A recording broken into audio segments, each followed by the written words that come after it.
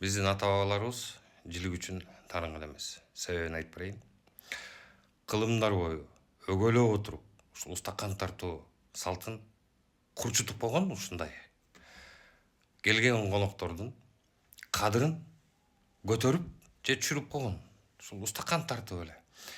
Көп сөз айтып, кошомат уруп отурбай, же тескерисинче кандайдыр бир кетирилген кемчиликтер үчүн эл астында айыбын ачпай, ошол эт тартып эле, сиз айткан жилик менен эле түшүндүрүп койгон.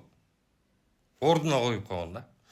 Эми азыркы маалда эмне себептен жанагындай сиз айткандай талаш тартыштар пайда болуп атат?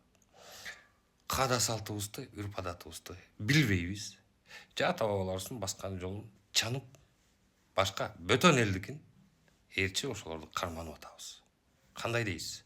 Ал эми азыркы маалдагы кыргыздар таарынып отурбай, мага мындай тийди, тигиндей тийди деп. Сиз андан көрөк ошол үй бүлөгө кандайдыр бир кетирилген кемчилигиңиз болсо, ошону сезе билип кетиңиз.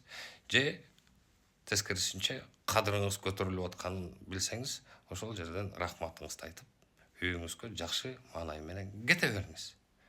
Жилик үчүн таарыныч болбош керек. Ар бирөөбүз өзүбүздүн каада салтыбызды, үрп адатыбызды билгенде гана өз жолубузду аныктай алабыз. Мен ушул айткан маалыматым сиздерге кереги тийген болсо, лайктан басып коюңуздар, билгенимди айтып бердим.